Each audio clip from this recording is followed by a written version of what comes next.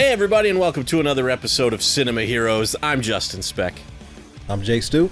And today we are talking about Shang-Chi and the Legend of the Ten Rings. I forgot my 4K. You want to grab it? It's all good. Okay, nah, all right. nah. Shang-Chi and the Legend of the Ten Rings, released in 2021, directed by Destin Daniel Cretton, and written by Dave Callaham and Destin Daniel Cretton and Andrew Lanham, from a story by Dave Callaham and Destin Daniel Cretton, starring Simu Liu, Awkwafina, Ben Kingsley, Michelle Yeoh, and Tony Leung. This, Stu, was the first Marvel movie, the first MCU movie, that I did not get to see in the theater, because it came out, I think, the day before my son was born. I believe it was released September 3rd, 2021. I could be wrong. And my son was born September 4th. And so there was just no chance that I was going to get to see this one. Yeah. So that almost happened with me with Ready Player One. We saw Ready Player One the day before my son was born. Oh, wow. Yeah, or the day before my wife went into labor. Right. He wasn't born until like 36 hours after that. So. Right. Yeah, same with my son. I think she went into labor on the 2nd, and he wasn't born until the 4th. I think, but it was also he was born like at 3:30 in the morning on the 4th. Right. But one of my best friends, his birthday is the 3rd, so I was kind of hoping he'd be born on the 3rd. Yeah, and they'd share that birthday, but he had other plans, I guess.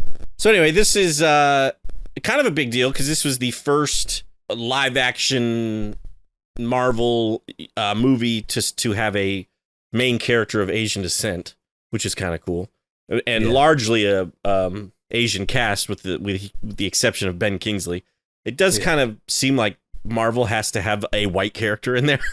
Like with Black Panther, they got Martin Freeman, and then with this movie, they got Ben Kingsley. It's like they can't not have an all Asian cast or an all black cast. They got to have at least one white person in there. But for the most part, it's an all Asian cast, you know, and the Ben Kingsley, at first, I was like, what is he doing in this movie? But if you watch All Hail the King, that short, it kind of makes sense that he would be in this movie. Yeah. So we'll get into that. We'll get into Ben Kingsley. So I assume you saw this in the theater then. Yes, I did see it in the theater. I actually saw it in 3D by accident. Oh, wow. I had bought 3D tickets and didn't know that I had purchased 3D tickets. And I'm not a huge fan of 3D movies because for two reasons. They're underwhelming and they give me a headache. Right. There are very few 3D movies that I've seen where I was like, that was worth seeing in 3D. The only there's a handful. There's like 4 that I can think of off the top of my head. The one that comes to mind to me, and it's funny because it came out before Avatar. And granted, it's an animated film, but Coraline. I saw Coraline in 3D, and I was blown away by the 3D. I've heard that before. Yeah. Coraline in 3D was really, really good. And so when Avatar came out and everybody was losing their minds over the 3D, I personally was like, yeah, but I mean, it wasn't as good as Coraline's 3D. Like Coraline had the better 3D in my opinion. So I didn't really quite jump on the Avatar bandwagon there when it came out. But anyway, that's a completely different story. When maybe we'll talk about the Avatar movies one day. But what was your initial reaction when you saw Shang-Chi? I liked it. Yeah, I liked it. I thought it was very cool. I thought it was very cool that they had an all Asian cast, you know, with the exception of Ben King. Right. I think he is of Asian descent. I think he is of Middle Eastern descent. That's true. I did say he was a white guy, but that's actually, I think you're right. Yeah. Yeah, I liked it. However, I wasn't necessarily on the bandwagon because everybody was like clamoring or like, oh, this is the best solo Marvel movie since Iron Man. I was like, I don't know about that. Right. And I feel similarly now. Actually, maybe my feelings have gone down just a little bit since that initial watch. This is my 3rd time watching this movie. So I watched it in the theater and I watched it again when I purchased the 4K. and I watched it again for this podcast. Yeah. This was my second viewing, really, because I watched it, like I said, I didn't get to see it in the theater, so I watched it when it came out. I think I don't remember if I watched it on Disney Plus and then bought it, or if I bought it and then watched it. I forget, but...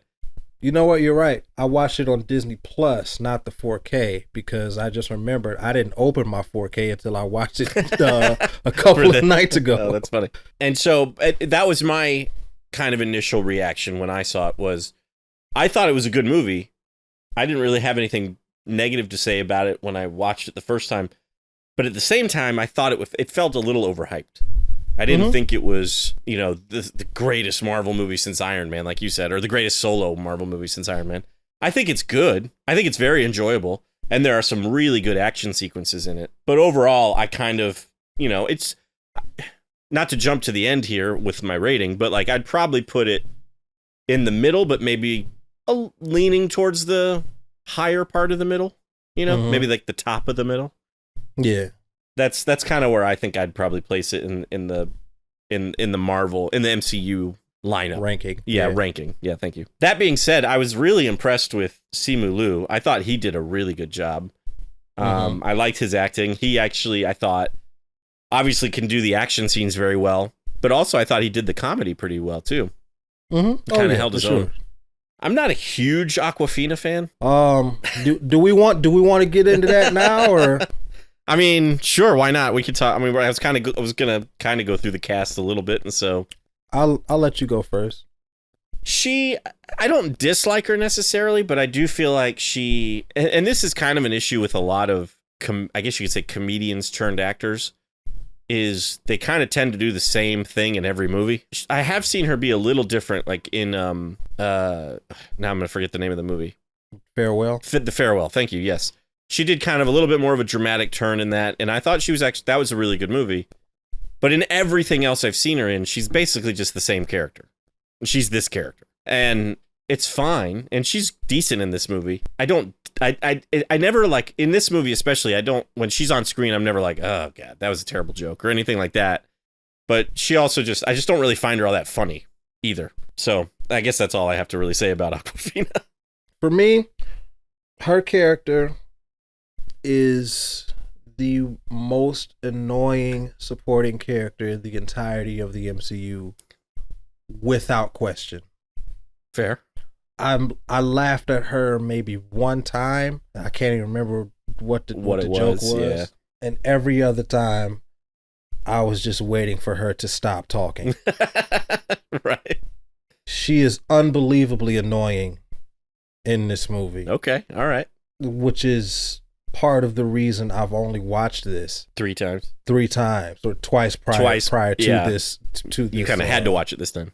Yeah, to this episode of the podcast, because I could not bear to sit through her over the top corniness. Yeah, I can understand that.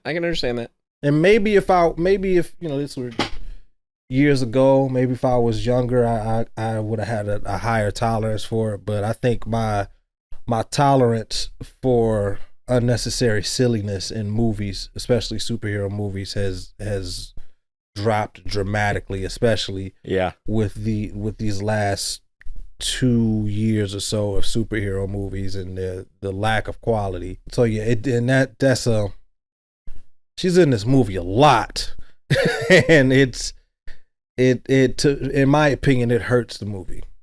Okay, that's fair. I think that's a fair assessment. She doesn't rub me necessarily as the wrong way, like it kind of seems to rub you, but she's sandpaper, bro. Yeah. Well, I can totally understand where you're coming from. And I get it. And maybe if I give this movie a couple more watches, it'll kind of feel that way. But especially since this is just the second time I saw the movie, the thing that bothers me more about her is this movie's kind of inconsistency. It really has nothing to do with her humor. When they're trying to find Sean's sister, John is like speaking to her in Mandarin, Mandarin, and she's like, I don't, my Chinese isn't very good, and he's like, oh, I speak ABC. Then later, when they get to Ta Lo, everybody is speaking to her in Mandarin, and she like seems to understand it all. Yeah, and then she's just good with the bow. That kind of, that kind of is, it's like they needed to give her something to do. She was the comedic relief throughout the whole movie. And then once they get to the final act, they're like, well, we can't just let her just not do anything.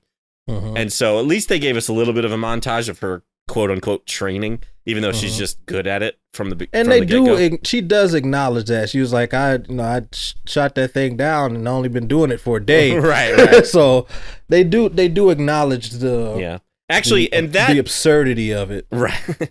And her being good at the bow and arrow, it actually, to me, doesn't bother me as much as Sean's sister, Chai Ling, being good with that. I don't even know what that weapon is called, but it's like the spear on the end of a rope with a weight on the other end. She has taught, she talked about how she wasn't able to train with her brother because her dad only trained men. And so she's just been having to watch on the sidelines her whole life. And then she gets to Ta Lo, and Michelle Yeoh is like, we're equal here. You can train now. And she's just phenomenal from the get-go. My thought process was, if I had watched a guy play guitar my entire life and then picked up a guitar, I would not be good at guitar just by watching somebody. Well, like, you'd still have to train your hands and your, it's like, it's that I found super unbelievable. I would assume that she's been training on her own. I guess so. Yeah, that's because people do that all the time. I suppose. I mean, she does hold her own against the scaffolding fight scene. I don't know. It was just weird. She beats the crap out of Sean. Yeah, that's true, I guess. She does beat him. That's true, I suppose. All right, maybe I'm being a little harsh because she does beat the crap out of Sean in the cage match. Yeah. Although he says he's not going to fight her. But I just, she's just watching all those people train at Ta Lo, and that's when Michelle Yeoh's like, you can actually train here. So I got the impression that she had never actually worked with that weapon before, but maybe I'm wrong. Maybe she had. I think that she was just being in the closet. She was a in the closet trainer. She was doing it all secretively. Yeah, so like how Master Splinter was watching his master. Like of course he wasn't training the rat, but that's he was actually watching kind of funny. I suppose if I could suspend disbelief and believe that a rat can learn martial arts from watching somebody, then I suppose I can let you can believe a human being watching another human being. Yeah, I suppose I can. Yeah, I guess so. Because I 100% believe that Splinter learned martial arts.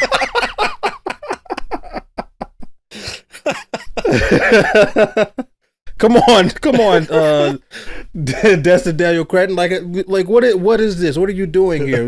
I'm supposed to believe that human beings can train with other human beings? This is not Ninja Turtles. Come on, I mean, all right, you sold me. I take everything I said back.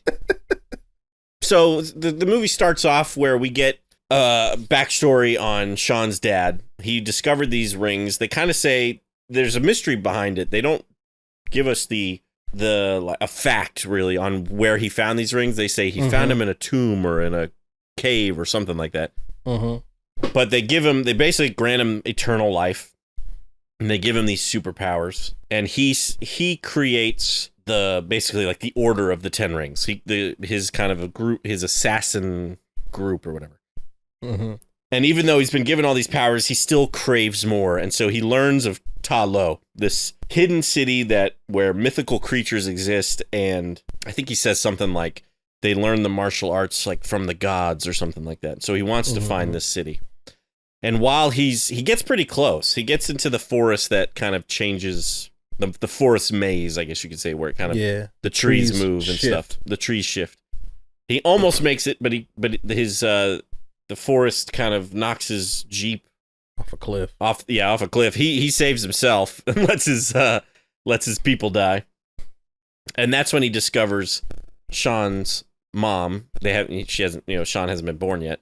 But they have a very visually stunning fight, which I thought was like she was almost like a guardian of Ta Lo, but it really just seems like she was just out there and kind of stumbled upon him. And they fell in love, I guess, and had Shang-Chi and Ling. And then because of the dad's evil past, some folks come looking for him and end up killing his wife, their mom. And so then from then on, he trains Shang-Chi to be an assassin. And this is all stuff we kind of learn over two different flashbacks. Because I remember the first flashback, he talks about how his dad sent him on his first mission and he never came back. And he told his sister he'd be back in 3 days. And they showed that out of order, which was one of my notes. But then, of course, you realize later. Because I remember thinking, like, why did he tell his sister he's going to be back in 3 days if he knew he wasn't coming back? But it was because they showed the scene with the dad first, and then they showed the scene with the sister. And so in my brain, I thought that those two things happened in that order. But then later we see him coming up to his dad giving him like that knife and sending him on a mission, basically saying, you have to kill the person who killed your mom. We found the person who killed your mom. You have to kill him. And he goes and gets on the helicopter right then. So I think when he told his sister he'd be back in 3 days, he meant it. And then when he met his father and realized what his mission was, he knew he wasn't going to... Oh, no, he said he did go through with it. And then he, I guess, decided he couldn't come back because he... Right. So, he didn't mean to lie to his sister. But so that... I remember writing notes like, why did he do this? Why did he do that? And then I realized, okay, we learned the rest of the truth as the movie goes on, which I kind of appreciate. I like that. I like when movies kind of reveal things as they go like that, I do. However, this movie, and this is one of the reasons that I'm not as engaged with the film as I want to be. There's a lot of exposition and backstory in this movie, like a lot, and it is distracting and disruptive for me. I was thinking about Batman Begins. Yeah. And how Christopher Nolan, one of his signature techniques is nonlinear storytelling. And because he uses nonlinear storytelling, that makes a unique way to give exposition and backstory without having to have a narrator or having to have one of the characters explain what's going on. Sure, sometimes Bruce in Batman Begins is talking over the backstory, but for the most part, the flashbacks in the story, they kind of do like a back and forth type thing with the present what's day happening at the present day. Yeah. Something happens in the present day, and then we see something that happens in the past that connects to something that happens in the present day. This is the reason why this happened. But we aren't told that. We're shown that. In this movie, we're shown and we're told. We don't need to be told if we're shown. Right. But I like I said, like on the plane, I kind of get it because he was telling Aquafina, or what's her name in the movie? Katie. He was telling Katie why he left his dad and him changing his identity and stuff like that. Right. But still, it just felt very disruptive, and I was, the more they kept showing flashbacks, the less interested I became in what was going on in the movie. And I just said that I like when movies kind of reveal things as they go, but I do wonder if this movie would have benefited from just showing us the whole flashback from the beginning. Because it wasn't a mystery. Like, obviously his father was asking him to do something that was kind of major, like killing somebody. I mean, he gives him a huge knife. It's like, it's pretty obvious what he's asking him to do. I guess the reveal that we get later is that he actually went through with it. And that, I think, was an okay reveal to save. For his talk with Aquafina, with I agree, with Katie. But they could have shown us the whole scene with his mom and the people showing up and him just watching. They could have shown us all that earlier, I think, and it would have been fine. So I agree. There is a lot of exposition in this movie, and it kind of works like when his father is telling kind of the story about giving kind of his whole plan. Like that works okay for me and everything, but I don't know. But you're right. There is a lot of exposition in the film. I wish I felt as strongly about the movie as other people did, because it's not a bad movie at all. No.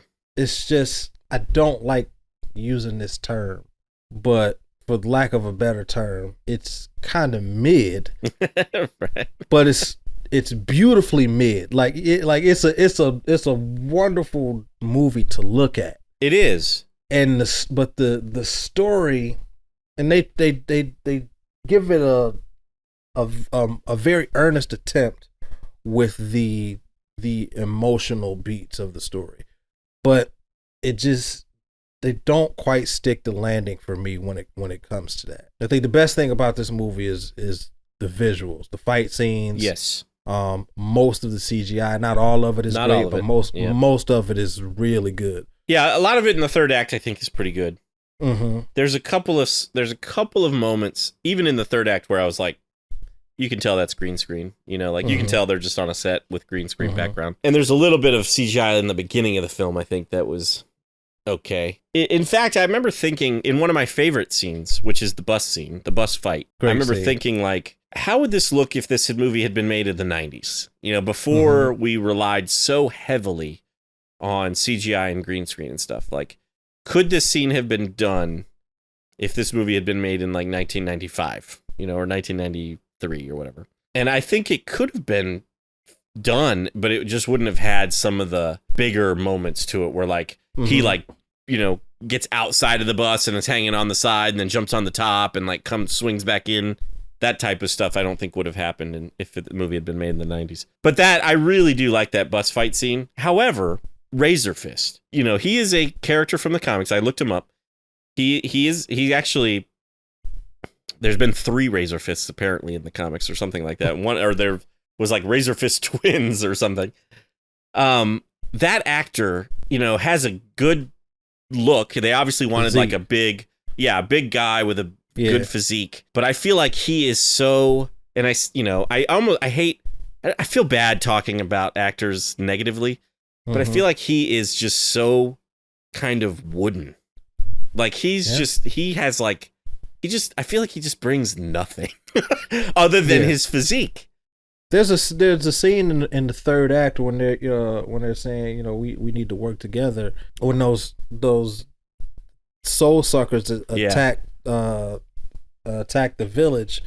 He's supposed to have a funny moment, but it's not funny because he's so wooden. Yes. Yeah, his whole he's like, you can't trick me. I know, you know, I can't remember exactly what his lines are, but he basically is like kind of being like, there's no way we're going to work together. And then I actually, because I'd only seen this movie once, I couldn't remember exactly what happened. I expected a Deep Blue Sea moment there where the soul sucker actually grabbed him. But it actually grabs somebody else and kills that guy, and he just turns to the group and goes, "We should work together." And it just falls so flat. Oh yeah. That's that it just does not work. And like I said, he's got the build and everything, but he is just such a forgettable henchman. You know what I mean? He is not Oddjob from Goldfinger. You know, he is not a memorable henchman or you know, right hand man like at all, other than just him having the cool sword arm. Right. You know, that's about all he's got going for him. Looking at my notes here, starting in the beginning, you know, in the beginning of the movie, Sean and Katie are working as valet for, I don't know, a hotel or something. They don't really establish where they're working, but they are having dinner one night with a friend of theirs, and she talks about how, basically she says they need to grow up. But one of the things she says is life is too short. And I wrote, it's really weird to hear someone say life is too short, you need to grow up. Like, usually it's the other way around. Like, life is too short, you need to have some fun. You need to enjoy what you're doing. But that is not what she says at all. She basically says life's too short, you need to get serious and start acting like an adult. Yeah, I think her point was you don't have time to dick around. Right. Like life is short, you need to act responsibly because life is so short. Right. Because you're going to get to the end of your life and realize that you wasted it. So I think that's the point that she was making. That could be. And I do really like that's another note I wrote. When she gets to Ta Lo, or when they both get to Ta Lo, the archer, who I have no idea what his name is. Yeah, that's a good scene. Yep. It's actually, I think it's the woman that says it to her. Yeah, it's the woman. Yep. The old woman takes Katie to the like archery range and tells the like master archer that she needs to practice archery, and he's kind of a little grumpy about it. And the woman turns to Katie and says in Mandarin, "If you aim at nothing, you hit nothing." Yeah. And I love that message. It was very profound. However, I wrote, too bad Katie only speaks English and wouldn't grasp it. But in the movie, it seems like she understands, because it's inconsistent with what she can understands and doesn't. But I do love that message. If you aim at nothing, you hit nothing. And I think that is one thing I really like about this movie, is that, you know, they kind of set Sean and Katie up to be these slackers who are not taking any chances. They're not taking any risks, because in all, you know, even though they seem to be enjoying what they do, they're not, they don't want to fail. You know, they don't want. And with Sean, for him, it's more motivated by him keeping a low profile. Right. And because he's been trying to keep this low profile for so long, he's become complacent with being aimless. Whereas Katie, that's just who she is. Yeah. Right. So she is very much rubbed off on Sean. Yes, I agree. And so that's probably one of my favorite moments of the movie, is just that Mine line. too. You know, if you aim at nothing, you hit nothing. And I think that's great. So I really like that a lot. We touched on the CGI. I want to talk about the third act specifically. Well, maybe a little bit before the third. When we get to Ta Lo. Yeah, Ta Lo. Ta Lo is beautiful. Like, I love the way it looks. I love the way the animals and the creatures are designed. Yeah, I love those like lion creature type things. I don't know exactly what they're called. I thought I was calling them behemoths, but that works. Maybe lion makes more sense. So we're just gonna call them lions. Okay. Yeah, I love the way those lions look, and Ben Kingsley has a great line when that whatever that thing is, that the horse with the scales and the antlers walks up in front of the car. He's like, that's a weird looking horse. Why is it looking at me?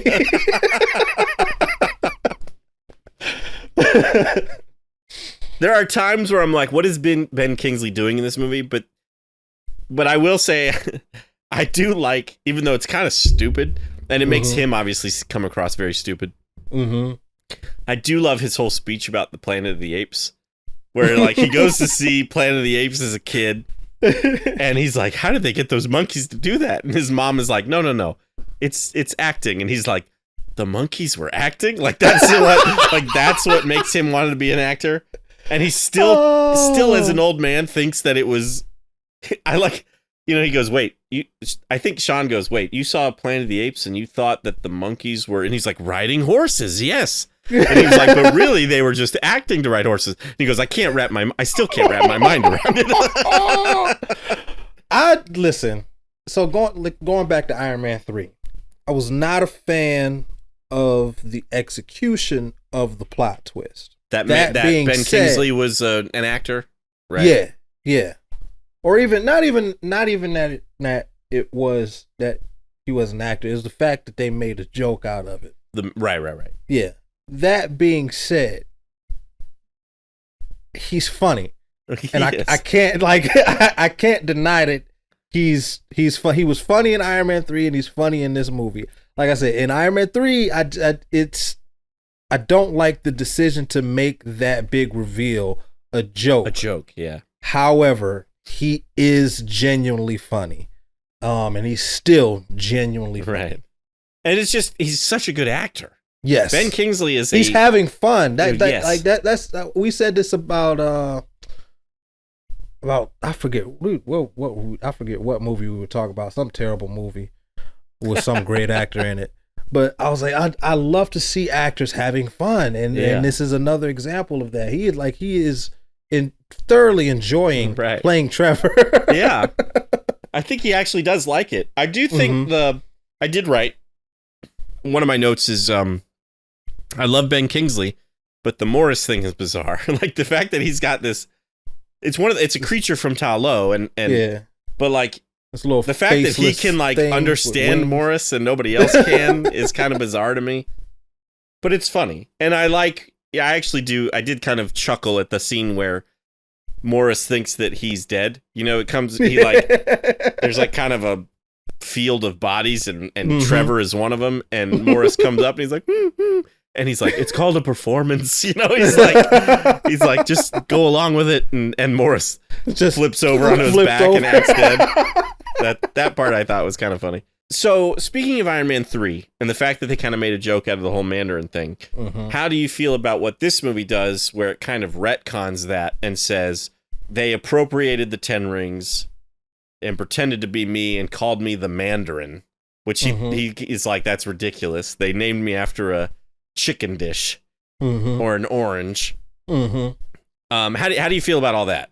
How do you feel about how this is basically the real Mandarin, even though he doesn't go by that name? I'm okay with it. Yeah, I actually kind of like it. I think it's kind of it's obviously a retcon, and maybe it's even I wouldn't even say it's a retcon, because maybe it's just me, but I was always expecting them to reveal who the real 10 rings and the Mandarin really were.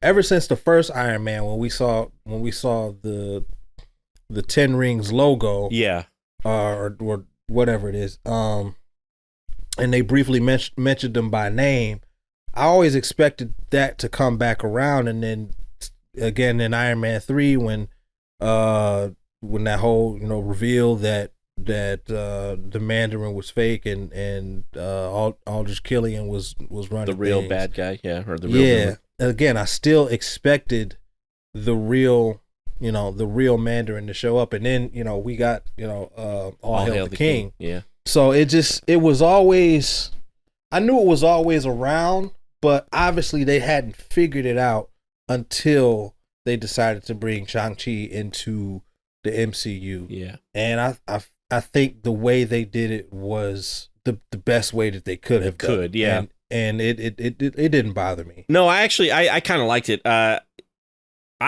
had a different experience. I guess I just kind of took it at face value. I never really expected them to bring back a real Mandarin. When that reveal happened in Iron Man 3, I kind of just expected that to be how it was. Like the 10 rings were an Aldrich Killian thing. So I didn't realize they were gonna continue with like an actual Mandarin until I saw All Hail the King. And then I was like, oh, okay, they're kind of setting it up as there's an actual Mandarin out there. And so then when this movie came out, I kind of liked that they did it's not so much, I guess you can't, it may not be so much a retcon, but more of well, I was going to say, do you think it may be more of a response to the negative response of Iron Man 3 and what they did with the character? Yes. It is a response that it's fortunate that it makes sense. Right. Yeah. Like it's definitely a response to the negative reception of the reveal, but the response makes sense within the universe. Yes, I agree. Which is why I'm satisfied with it. Me too. Yes. How do you feel about, and again, okay, so let me start off by saying I pretty much knew nothing about Shang-Chi. Neither did previous to seeing this movie. I looked him up after I rewatched this film. He was popular in the comics up until about 1983, which is the year I was born. And then they brought him back, I think in the 2000s. And he was not a part of, like, I was, he was, as far as I know, he was never a part of like the animated Spider-Man series or anything. So I just kind of missed him. He was never a part of my comic knowledge growing up and everything. So I didn't know anything about him. So as far as I know, and I could be wrong about this, But for this movie, they changed the 10 rings from being actual like finger rings to these rings that go up his arms. Those kind of iron rings. How do you feel about that change? I think it's a change for this film. It is a change for this film, and I like it. I like it a lot. The rings on the fingers, it always looked ridiculous when it was on Iron Man the animated series. Right. It definitely made sense because they I don't think they were ever gonna do 10 actual rings. Right.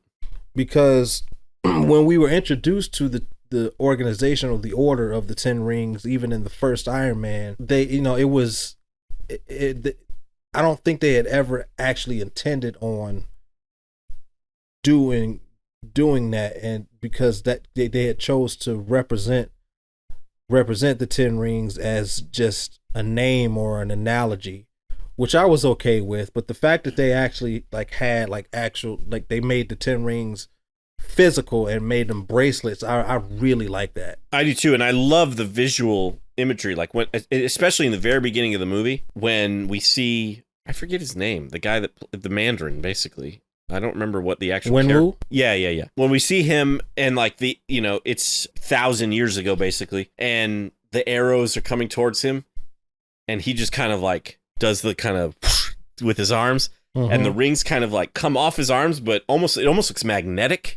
The way it's off of his hand, and it's kind of, visually I thought it worked so well. Oh, absolutely. And then seeing him in the fight scenes with Sean's mom, and then in the third act with Shang-Chi, I loved the idea of those 10 rings being bracelets like that. I thought it worked really, really well. Yeah, I'm actually in the third act right now, and he's about to fight Shang-Chi. Wenwu is a good villain.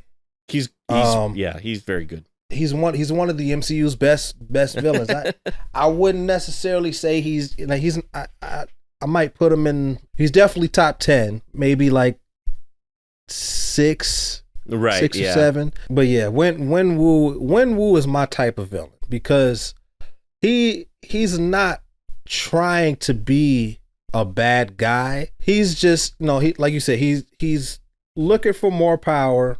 And he's not necessarily actively trying to hurt innocent people. But it's if you want to call me the villain, go ahead. I'm not necessarily trying to be villainous, even though I have some villainous ways. But if that's what you want to call me, go ahead. I don't care. Right. And I like that. He's a lot more complex than your normal villain, because he acts out of desire. He desires more power, and even when he temporarily gave up his power, because Sean's mom gave up her power as well so they could be together, it was out of the desire to have normalcy. Yeah. He fell in love, started a family, and he said, this is worth getting old for. I'm okay with this. And when she died, that desire that specific desire died with her. That's one of the things I really like about this movie, is that he is somebody who wanted to be good. And then bad things happened to him, and he said the world, the universe, or whatever, is basically not allowing me to be good. It's pushing me in this direction, and that's where I'm gonna go, because he's one of those characters that almost doesn't, in a way he does take responsibility for what he's done, but at the same time, because of what he did in the past, those people that caught up with him and they killed his wife, he's like, okay, I can't run from this, and the world basically just wants me to be a bad guy, so I'm gonna do it. Yeah, I'm gonna be the bad guy. Right. It does make him kind of, in my opinion, kind of a complex villain, and somewhat of a sympathetic villain, even though you obviously don't agree with what he's doing. But at the same time, because the soul suckers, or whatever you want to call it, from behind the gate are calling out to him in his wife's voice, I can totally understand why he is doing what he's doing. because he's like, I hear her calling me. Right. You know, I don't care what you say. I hear her voice. And Right. she is calling me and telling me she's back there. I don't trust you. I trust her. Right. You know, and so like I totally understand why he's doing it. And then when he realizes that he's wrong, it's too late at that point, you know. Yeah, he's a great actor. I know he's like a superstar in China. And you know, I unfortunately have not seen him in much. This may be the only thing I've seen him in because I have never seen Hard Boiled, which I know he's in. But he's fantastic. He's a really good actor. We've got some really good actors in this movie. Michelle Yeoh, who just won an Academy Award, you know, and then Tony Leung as when Stephanie Hsu, she was just nominated, right? Yeah. The cast for this movie is very solid. Michelle Yeoh, Stephanie Hsu, Ben Kingsley, Simu Liu. Yep. It's a pretty good cast. The music, I really like the music for this. Yeah. I like Shang-Chi's theme. It's very, you know, obviously it's very Chinese influenced. Sure. Which makes sense. Yeah, it makes sense, obviously. I think my favorite thing about the music is Shang-Chi's theme, but specifically I think it's harps that are playing the main melody. I love that sound. Nice. It sounds so good. Who did the music for this movie? His name is Joel P. West, and this is the only movie that I have ever I'm not familiar with Joel P. West. This is the only thing I know he's done, and I haven't looked at his IMDb, so maybe he's done some other stuff that I am familiar with, but just off the top of my head, I've never heard of him. This is the only movie, but I agree, it is very good, and I don't know if it's him or if it was a track they used for the bus scene, but I love the music in the bus scene fight. But in the third act, some of that music is fantastic. Oh yeah, the whole third act is really good. Yeah, obviously, like we're saying, the music is really good. The CGI in the third act with the fight between the dragon and the soul sucker is that's where they put their phenomenal. I've always said like the CGI water in this movie is some of the best CGI I've seen in recent years. Like because water is extremely hard to render, and they make it look so real. Yeah, and it's just the shout out to the VFX artists. I know they're going through some stuff right now, and they just voted to unionize, which is great. Good for them. Yeah, it's great for them. But yeah, shout out to them, but specifically the guys and girls that worked on this movie, because they did a fantastic job. The soul sucker looks amazing. The dragon looks amazing. Yeah, it does. Now I remember when this movie came out, because of the third act, people was like, okay, I can see a Dragon Ball Z movie being made because of this movie. Like, if it's gonna look like this, I'd be okay with that. They did a phenomenal job with the third act of this film, and I know we've all heard the stories of visual effects artists being put under ridiculous deadlines for some of the Marvel movies or TV shows or whatever. It's because they got too much stuff coming out. Yep, and they give out the release date before they even start shooting. Right. And so some of these visual effects artists are put under crazy deadlines. And then we criticize the film for not having good CGI and stuff. And so the fact that this movie looks so good, I mean, I have no idea. This movie did get delayed a couple of times because of COVID. Yeah. But I don't know if they got to continuously work on it. They probably did, because from what I understand, Marvel has, like, certain movies have priority over the other. So the reason why Quantumania, a lot of that looks like crap, is because don't get me wrong. I think there's some really, really good looking scenes in Quantumania, but there's some really not so great looking scenes in Quantumania. But the reason why those scenes look like that is because they gave the priority to Black Panther Wakanda Forever. And I think the same can be said for Black Widow. Black Widow has some of the worst CGI in the MCU, And I think it was because they gave priority to this movie. Could be, yeah. I remember specifically in Black Widow, Thunderbolt Ross. Just like, I don't know, because they tried to de-age him, I think, right? Mm-hmm. He looked weird. Because I remember talking to Alex about it. I was like, "Yo, what's up with William Hurt? Like, was he sick or like he looks?" I guess off. He was, but yeah.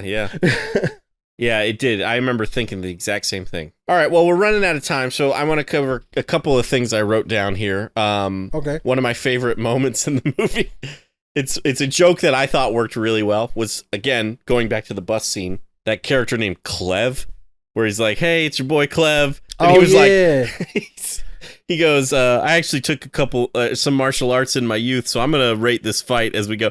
And the fact that he like never freaks out during that entire thing, like the bus is splitting in half and he's just like recording it and is like, "What's up, guys?" You know, it's just that whole, I thought he was hilarious. Yeah. Well, you know, he was in Spider-Man, right? Spider-Man Homecoming. Was he really? Yeah. He was like, "Hey, Spider-Man, do a flip." That was him. Oh, I don't remember that at all. That's funny. Well, he worked for me. Another note I wrote was Katie's mom is played by Jodie Long, who was on the show Sullivan and Son, which I worked on for 3 years in California. It was a sitcom. She played basically the exact same character.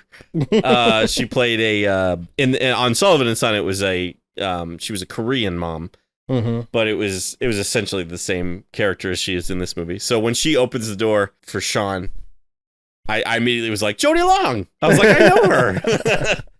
I don't really know her, but I worked with her. Yeah. And so I thought that was cool. Another note I wrote was when they get to China, I guess, John talks about how Sean took down that Romanian with the machete arm. And my note was, how does he know he's Romanian? He never speaks or anything in the video. He's just fighting Sean. Right. So I was like, how in the world does he know he's Romanian? That was just just an observation, I guess. And then my last note has to do with the third act, and that is the people of Ta Lo defend the Dark Gate, right? The whole reason that they're there is to defend the Dark Gate so that nobody can release these soul suckers. Mm-hmm. So if Ta Lo defends the Dark Gate, I wrote, why is there literally no one at the actual gate yeah. to stop Wenwu from opening it? Wenwu just walked right up and did his thing, and no one batted an eye. Everybody at the front line and nobody at the gate. I was like somebody should be here. Exactly. Even if they had two people there that he just killed easily, that would have made me. Even if they weren't gonna fight, you should have had somebody just be there, and be like, "Hey, something's going on over here. You might want to check this out." Hello. Ben Kingsley. They put Ben Kingsley there. Yeah. I don't. Yeah, that would have been great. But yeah, there's literally nobody there. I was like, you're not defending this very well because you just let Wenwu walk right up to it, basically. And obviously, Shang-Chi comes and tries to stop him, but he gets through Shang-Chi and it just goes to the gate. So that I thought was an oversight, I guess. There's something else I wanted to mention that was earlier in the movie in the second act. The reintroduction of a character that we have not seen since phase 1. The Abomination? The Abomination. Yeah. How do you feel about the look of Abomination? Well, we've talked about this a little bit. I know you prefer the Abomination from the Incredible Hulk. Yeah. I actually kind of like this version of the Abomination, the more comic accurate version of the Abomination. Uh-huh. It works for me. What he's doing in this movie, I have no idea. I mean, I guess it was kind of cool to see Wong and the Abomination fighting each other, but it's it just feels so unnecessary. It feels so kind of out of left field.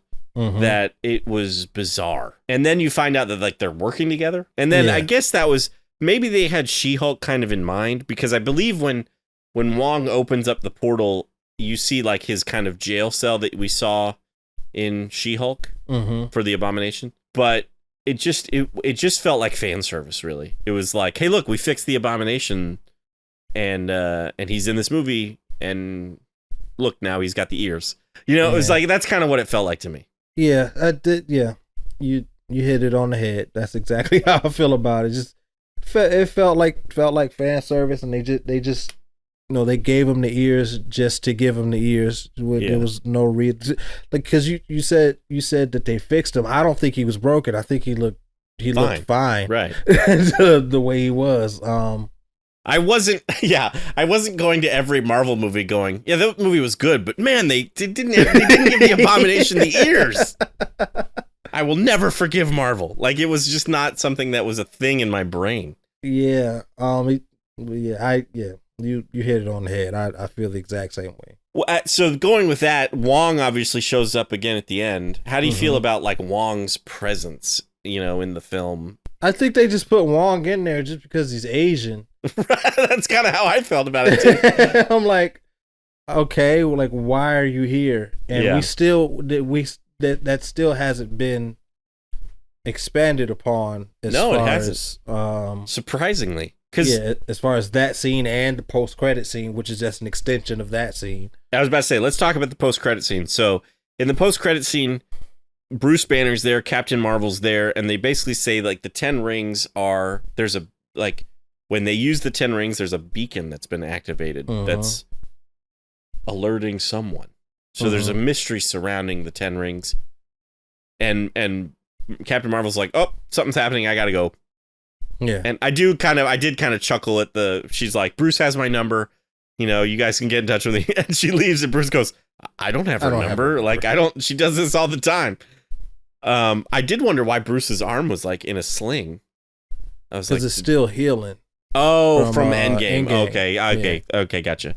See, it's when you don't watch these movies in order, sometimes it just gets confusing.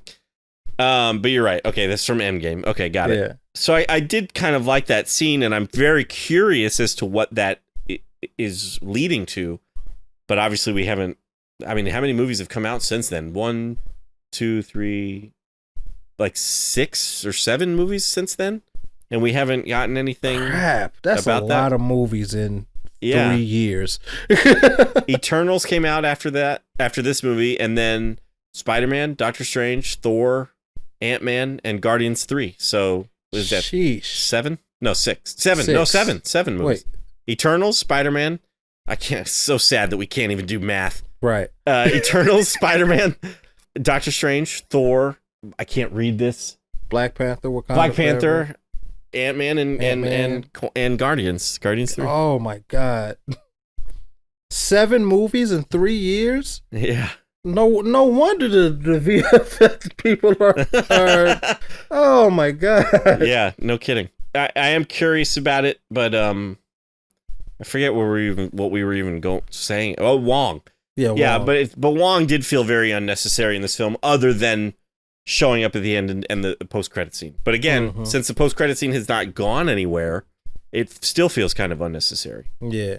So I would like that to go somewhere. I would like to find out. Who do you think is getting that alert? I have no idea. That's no what I would theories? like to know, but no, I don't know. So the MCU has basically kind of gone past my knowledge of Marvel. And so at this point, I have no idea. I'm not enough. I wish I was enough of a Marvel connoisseur, I guess you could say, to know or to have a theory, but I don't. I have no idea. I'm going to look it up because I'm curious now, because I don't have any theories either. Yeah, I mean, I guess I could Google it and say, what are the 10 rings? Who's it alerting? But I have no idea. All right, Stu. So all that being said, I would love to know what you would rate Shang-Chi and the Legend of the Ten Rings. This is tough. I like this movie. I really like it, but I don't love it, and it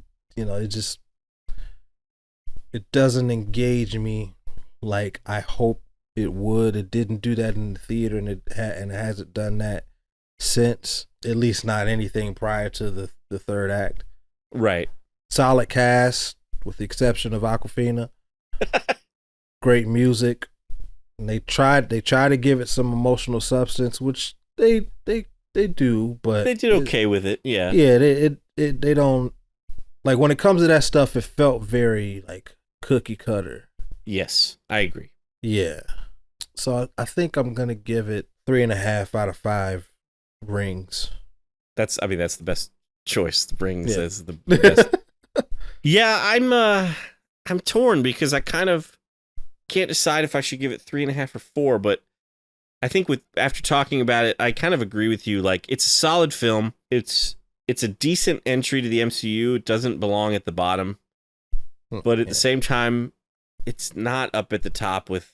I don't agree that it's like the best solo film since the first Iron Man, but it's good. It's not bad. It's enjoyable. I just don't find it awesome, you know. And out of 33 movies or whatever we've gotten so far, you got to be awesome in order to make it to the top, basically. Yeah. And so, I think I'm gonna go with your rating. I think I'm gonna give it 3.5 rings. There's nothing else. 3.5 lion beasts. 3.5 soul suckers. Yeah, there you go. 3.5 soul suckers out of 5. A decent entry, but not amazing. Agreed. That being said, I do look forward to seeing more Shang-Chi. Yes. I do look forward to seeing Simu Liu in more movies. Yes. More Marvel movies. And Destin Daniel Cretton has been tapped to direct the next Avengers film. Right? Yeah. I think he has been tapped to direct the next Avengers film, but I think they lost their writer. Oh, okay. Yeah. I don't know who was going to write it, but I think they lost their writer. Well, I hope that the next Avengers film is great. Obviously, I want these superhero movies to be good because I love superhero movies. Uh-huh. But I, based on this film, I know it's at least going to visually be good. Yeah. So yeah, if Cretton is behind the camera, it's gonna be a good looking movie for sure. Right. Yeah. So I'm excited for that. Hopefully the story's there too. Well, we'd love to know what you think about Shang-Chi and the Legend of the Ten Rings. You can always let us know at cinemaheroes.com. You can also let us know on Instagram or Twitter or whatever Twitter is called nowadays, X. Both handles are at Cinema Heroes. You can also leave us a comment on this video if you're watching it on YouTube. If you are, give the video a thumbs up. Subscribe to our channel if you haven't already. We'd love to hear from you however you want to reach out to us.